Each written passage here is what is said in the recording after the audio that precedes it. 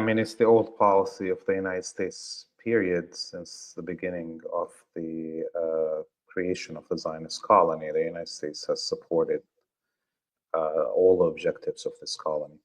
I think there's, obviously, we saw the attacks on Gaza, as you mentioned, attacks on Yemen. Simultaneously, yesterday, there was Israeli attacks on Syria, Israeli attacks on Lebanon, HTS attacks on Lebanon, HTS continued genocide in the coast. So you take a wider look.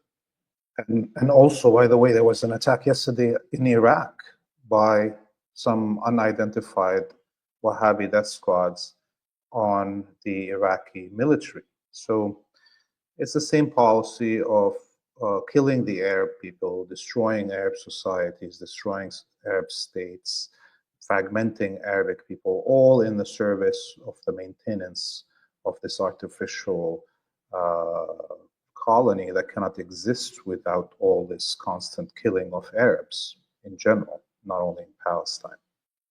And there's something that came out yesterday that maybe is going to even make things clearer for people. There was a statement coming out from the White House about the meeting between Trump and Putin, President Trump and President Putin. And one of the last paragraphs says basically that Russia is supporting Israel and the United States objectives on that. And we saw, and specifically saying that Russia agrees that they will never allow Iran to surpass Israel militarily. And at the same time, there was a statement by Medvedev, the former president, former prime minister of Russia, very close to President Putin, who said in this meeting, what is it? Kiev-style chicken was on the table. Only the two presidents were sitting when Kiev-style and something about sausages, German sausages, and British this and French that. So basically saying that the Europeans are being divvied up between Russia and the United States. And I think, when I was telling people for a long time to understand, specifically in the axis of resistance, that the only possibility for defense of the axis of resistance will be to be fully sovereign militarily and not depend on Russia. And when I said Syria was on that cutting board between Russia and the United States, those were not to put down Russia or the Russian peoples. This is the fact. This is how international relations work between states. And this is how statesmen work. Statesman is not just a regular president. A statesman is a person who can, work specifically for the best of their country, and Russia is doing the best for its country. Okay, I'm not going to blame it for what it's doing, but this is a clear wake-up call for anybody in the axis of resistance that thinks that international relations or BRICS or multipolarity will ever save Palestine or save people in the region here or stop the wars of the United States. If we are not capable of creating our own pole, totally independent economically and militarily, the result will be Ukraine and Syria, as you see. Laith, do you think that Yemenis is there any sort of difference is there any difference that Donald Trump and his administration can bring to the table to defeat Yemenis, in your opinion? I mean, clearly the Biden administration tried and didn't succeed, and clearly for centuries before that, many other global imperialist powers, from the Romans to today, tried to occupy the mountains of Yemen or defeat the peoples of Yemen in the mountains, and they couldn't. So what can Trump bring more? I think this possibility of use of nuclear weapons, as we saw with the threats of Israel, and also, of course, there's the threat of attacking Iran, where Trump now is saying he's going to blame Iran for anything that Yemen does. And that's in itself, whether using nuclear weapons or not, destruction of Iranian nuclear facilities is the same as using a nuclear weapon, and will contaminate the whole region and will cause mass deaths. So I think that's where we're going. The United States right now and the Zionists are very emboldened in terms of their ability to cull and genocide and mass expel Arabs and Muslims in general, and that nobody's stopping them. And for now, the axis of resistance doesn't seem to be able to do this on its own, or choosing not to do this on its own, meaning there's nobody to stop them. Therefore, they're going to continue on this path. Don't you think if they go that way, the use of nuclear weapons is not something regular, and they're going to destroy everything? Donald Trump is going to destroy his administration, and his term is second Trump 2.0. And nobody would believe, there would be no credibility for the United States. And each and every country in the region would go after the nuclear bomb, and they would know that the United States would use their bombs against them. Don't you think that I simply don't see the United States using nuclear bombs, because that would be the end for everybody. China, it's not just about the Middle East. Everybody would learn from that.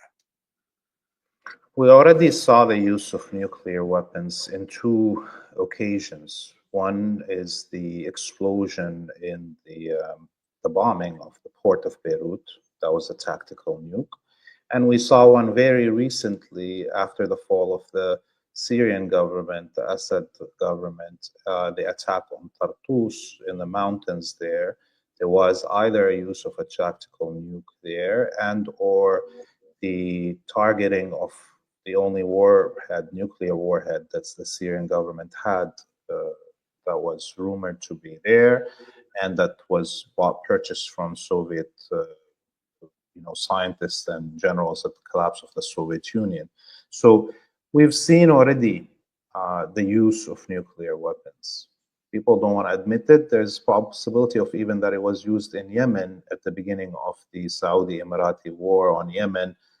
The video is out there, the attack on Sana'a and the whole mountain shaking. You could see the mushroom, the explosion there. So I think we're already at that stage.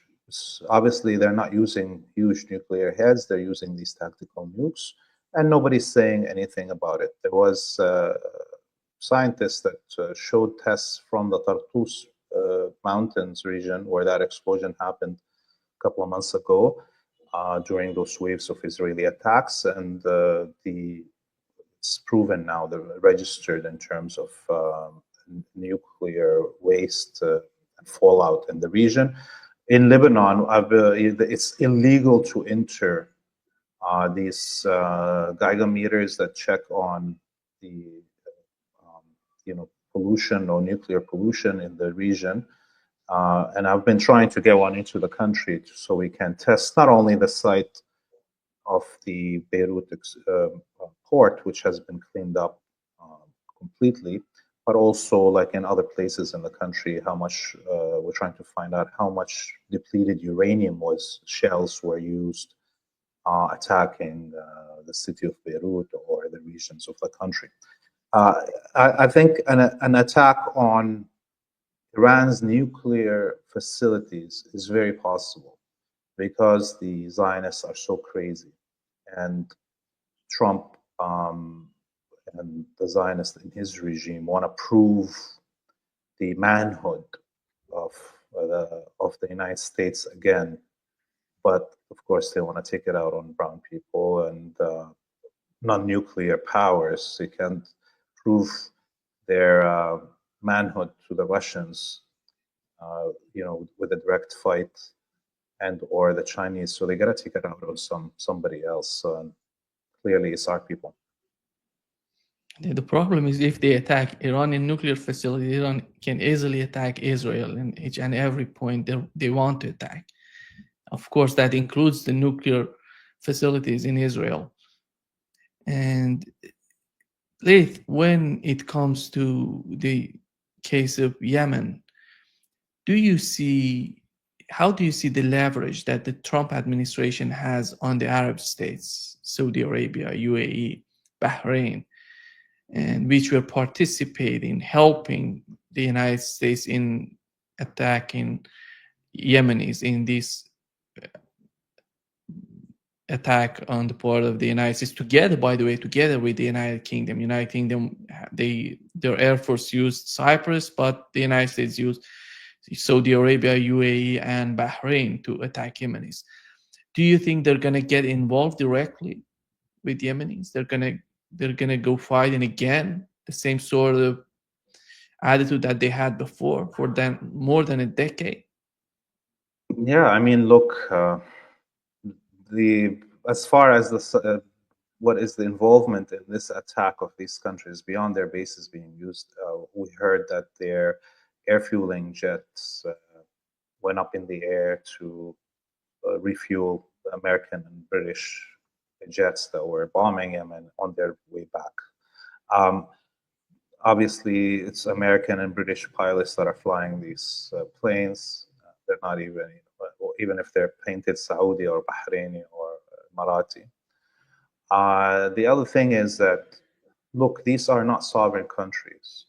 And in fact, all the oil and gas revenues of these manufactured colonial, structures that we call Saudi Kingdom or Bahrain or Qatar has been funding directly the destruction of the Arabic world and the fight against Arab unification and the liberation of Palestine, fighting every Arabic republic that escaped colonialism for 80 years.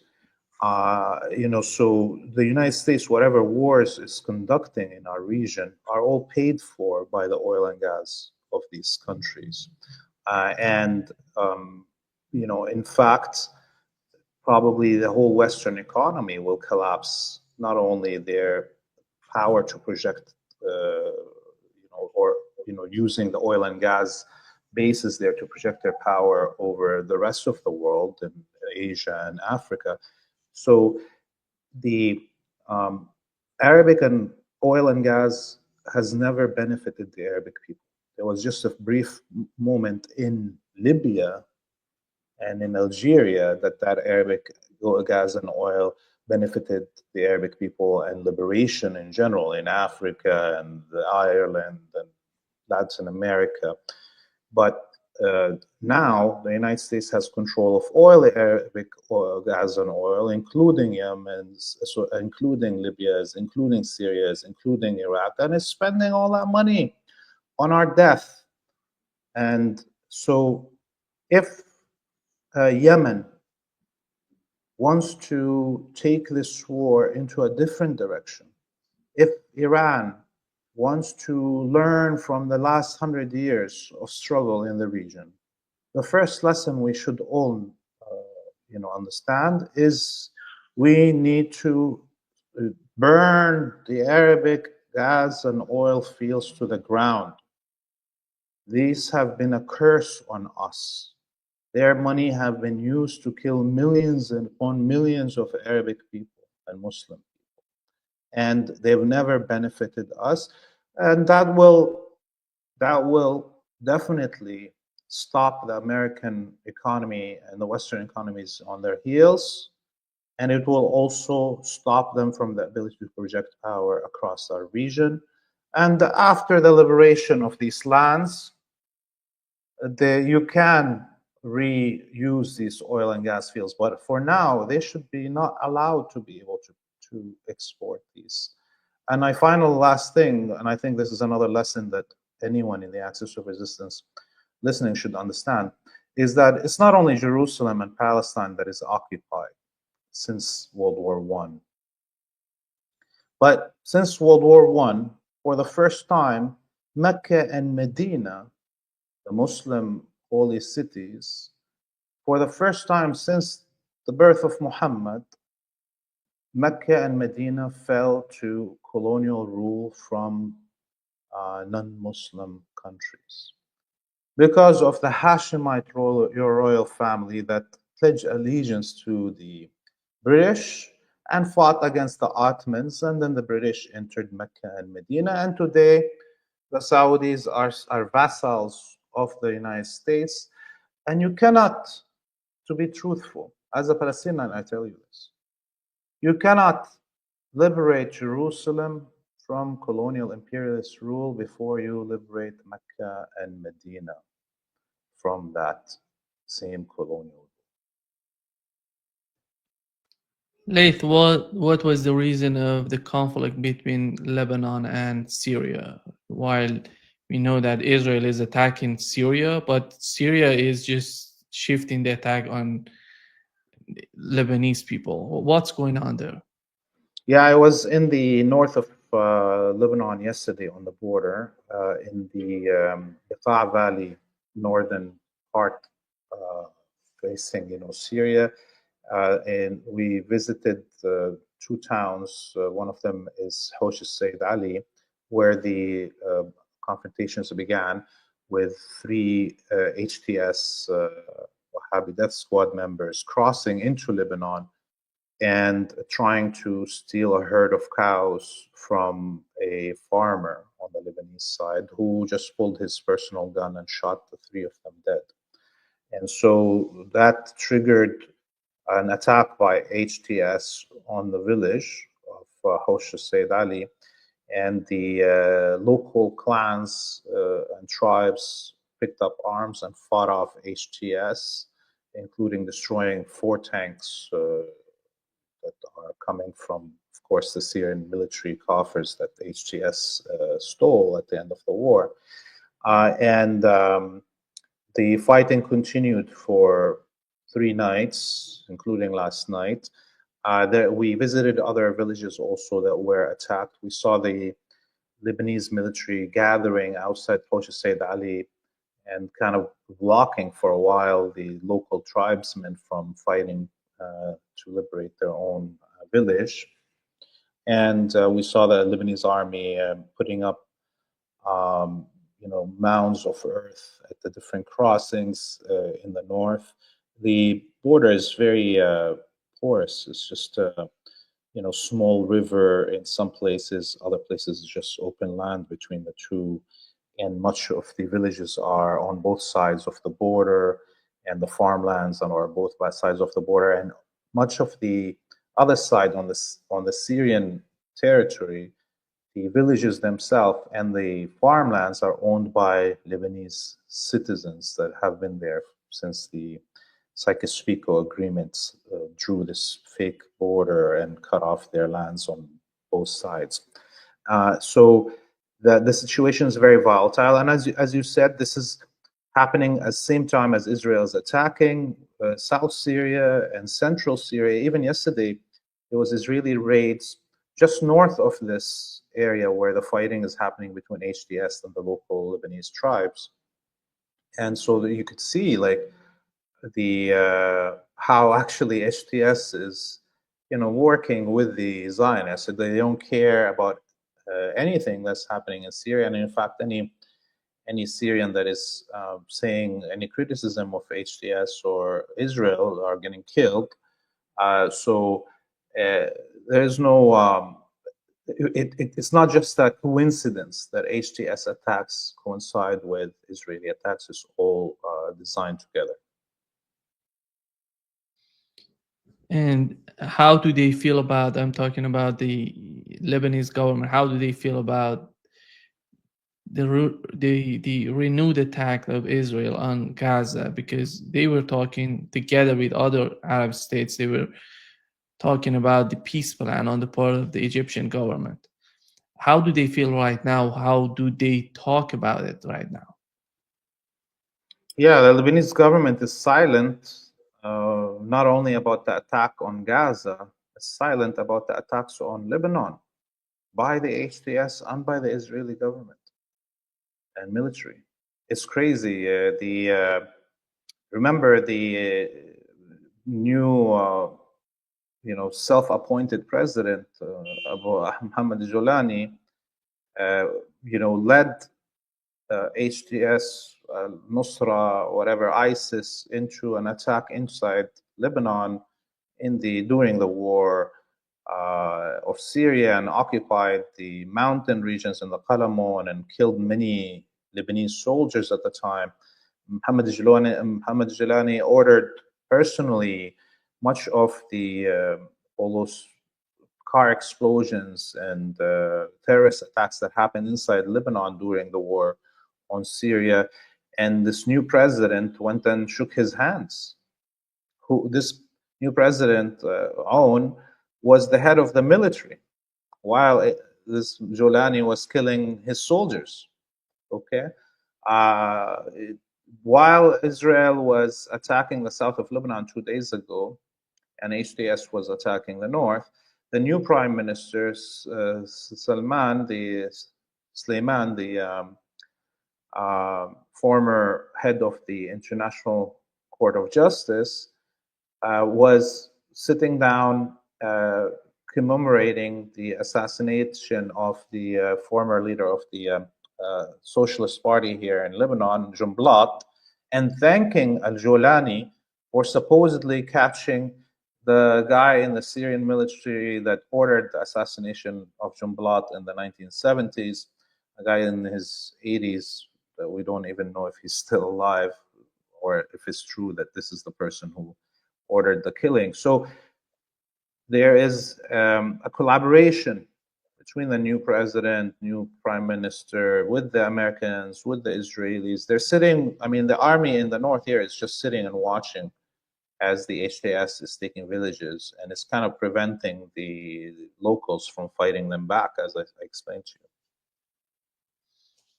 Laith, Donald Trump had an interview on CNN. He was talking with Anderson Cooper. Here is what he said. I want to know, what is your reaction? What is your answer to what he's asking?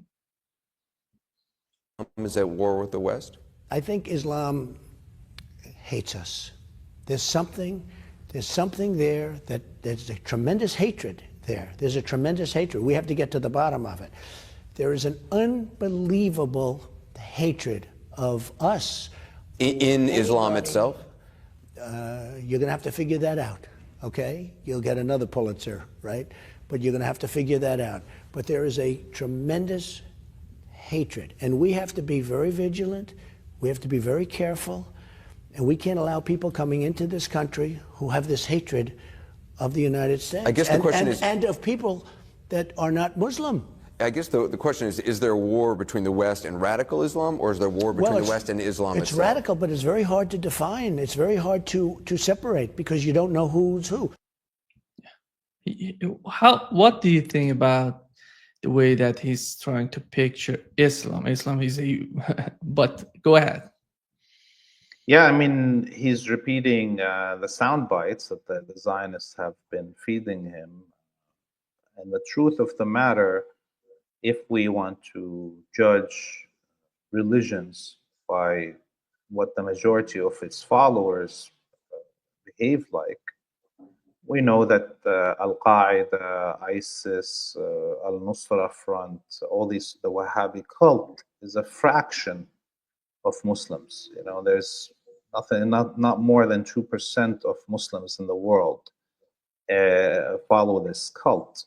And this cult is protected and projected by the Saudi royal family with the backing of the English and the Americans. So definitely this cult doesn't represent Islam. The other thing is that if we want to judge religions by what the vast majority of its followers, how they behave, then what do we say about Judaism, right? When the vast majority of followers of the Jewish religion are participating in the genocide in Gaza and the genocides that are happening around the Arabic and Muslim region. So do we condemn Judaism and say it's not, compatible, or it hates us all? That would be a crazy thing to say. Personally, I wouldn't say that. But the other final thing that we need to see from or understand from this interview, is that this man is saying it's all Islam and it's all his followers. So what are these, local vassals that are Arabic or Muslim of the United States, whether the Saudis, the Emiratis, the Qataris, what have you?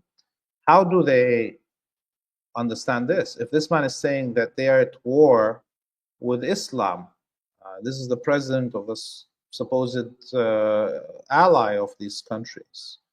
What will Saudi Arabia say, which calls itself the homeland of Islam?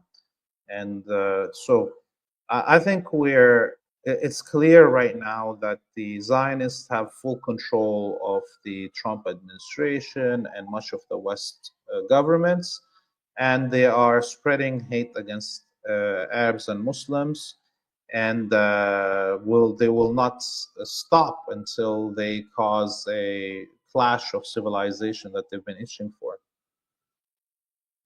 And actually, I do agree the way that you're picturing them, because it's not a fight against the religions, it's fight against those people who have some sort of understanding from Judaism, from Islam, from whatever, for their own benefits. They're doing this. And Laith, getting back to the conflict, what is the future for Gaza? What do they need? What do they want from the Islamic world, from the Islamic countries? Yesterday, they have announced that they want some sort of unity among the Muslim countries. How is that going to be achieved? How is that going to be possible if they don't do it right now for Gaza? If they don't go after that, when would that be possible for them to do it? Yeah, I mean, it's a sad day in Gaza, the return to the genocide. We saw the first day of bombardment, over 400 killed, huge number being children, many of them born after the beginning of the genocide. I mean, clearly the Zionists believe that they can finish the job, that nobody's going to stop them, especially that they have, destroyed Syria, they have weakened Hezbollah, they have isolated Iran geographically because of the fall of Syria, and that the rest of the world, no matter what protestations came, that didn't stop them and didn't end their ability to continue the genocide. So they're moving on to continuing the genocide. So what do I see in the future is the Muslim countries or the Islamic countries organization, whatever states organization that is going to be meeting is going to change anything. I don't think so. Look, we're living a moment of repeating, as it happened 1,000 years ago, a millennia ago, of the combined Crusader attack with the Mongol hordes invasion of this region. And today's Crusaders, we can call them Crusaders, and the Mongol hordes are the Turkic Wahhabi Ikhwani death squads. It's the same, invading the plains of Syria and Iraq and destroying whole cities and cannibalizing and genociding, thousands upon thousands. This is what the Crusaders and the Mongols did. And the other thing that we can learn from that moment of history is that only happened because of the fracturing of Arabic and Muslim states at the time that were fighting each other. Even during the Crusader occupation and or Mongol occupation, some of these states collaborated with the Crusaders and the Mongols. In the end, neither the Mongols or the Crusaders were able to stay. The Crusader occupation of Palestine lasted 100 years. That's it. So the Mongols also not only left Syria and Iraq, but they also converted to Islam. So can the modern Crusaders and the modern Mongols achieve what wasn't achievable 1,000 years ago? I don't think so either. Time is on our side, and there's still hope, and knowledge is there, and resistance is there, even after all this genocide. Resistance was there after the cannibalism and genocides of the Crusaders and the Mongols, and it blossomed and ended those. And, you know, one good note is that Israel right now is even though it looks like the most vicious moment of its existence, it's also at its weakest moment of its existence. It cannot sustain itself for 1 minute without direct, non-stop deliveries of weapons and financial support and propaganda support from the West 24 hours. If 1 minute this stops, this colony will collapse. And so let's hope that the next phase of this war will be so damaging to the United States and to the West and to their economies and to their capabilities to project power that they have no choice but to pull back all their support as they're doing to Ukraine, and that will be the last day of Israel. Laith, by the way, the excuse that the Israeli government is using to resume the attacks on Gaza, what was that? It was we know that the ceasefire had three phases. And the hostages should be released step by step. And it seems that they wanted to exchange all hostages in the first phase. Was that the reason they didn't get along with the ceasefire, at least the excuse that they're using? So the first phase worked out perfectly. Everything that was written was delivered. There was, of course, a few hiccups, but the point is every part of the first stage went through. And then the Israelis, Netanyahu, decided that he wants to renegotiate phase 2. And in phase 2, he wanted every prisoner of war from Israelis released all at once. And that wasn't going to happen. Of course, the Palestinians were going to stick to what was negotiated on, and or at least negotiate something. And Netanyahu, as we saw, and the Zionists destroyed the possibility of negotiations. The United States, Trump sent his envoy to negotiate, and he spoke directly to Hamas, and then made that interview on the media saying that Hamas doesn't have horns on its heads, and they're not devils, they're regular people. And the next day he was fired. And of course, Netanyahu got what he wanted. And at the same time, yesterday, by the way, the cabinet voted to reappoint Ben Gvir as the Minister of Internal Security. And so Ben Gvir got what he wanted, which is back to war and genocide. And now he's back in the government. And Netanyahu has already fired the former chief of staff, the former head of the military, and yesterday fired the head of the Shabak, the military intelligence. Yeah, Shin Bet, the military intelligence. And so there's all these security agencies in Israel. Netanyahu is appointing Messianic Armageddonist people to lead these files, and he's going for full war and genocide in the whole region. Anybody that thinks that he's going to stop anytime soon without being forced to stop is fooling themselves. Do you see that Hezbollah would get involved in the conflict, in the war, in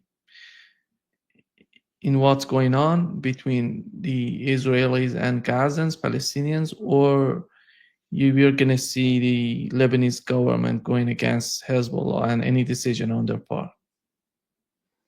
Yeah, I don't know if Hezbollah is going to restart its support front. They're still reorganizing their military capabilities and their structures. and they're having to deal with this real threat. It's in the north of Lebanon, because in the north of Lebanon, there's, the Bekaa Valley is open land. There's few hills. It's, if HTS actually enters beyond these few hills in the north, within hours, it will be like in the middle of the Bekaa Valley.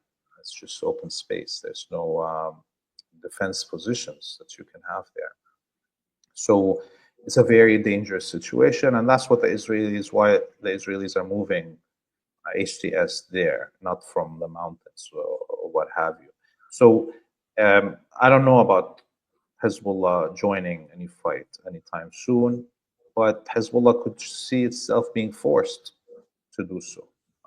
The Israelis continue to bombard the villages in the south of Lebanon. 2 nights ago, they bombed 3 villages, killing civilians and destroying many of these prefabricated temporary structures that the city halls of those towns put up. There's in Kafr Killa, for instance, a few structures that included like a bakery and a coffee shop and a grocery that the city hall put there. The Israelis bombed it all. And so how long can Hezbollah resist the urge to fight back? The Israelis may force them by doing something very crazy on purpose to instigate them into a fight, as we see they're doing that in Syria, they're doing that in Gaza, right as we are talking, and they're doing it with Yemen. The Americans didn't need to bomb Yemen. That led to Yemen responding by attacking Israel directly last night with hypersonic missiles. Before that, it was just a blockade on shipping to Israel. The United States is the one that escalated it on, because the Israelis want to escalate on all fronts. So I don't know how long Hezbollah can keep its tempers.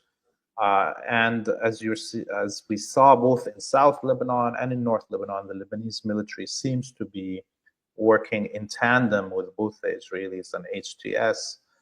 So that's a big question that Hezbollah has to answer if it decides to go into war. How will it deal with the Lebanese army?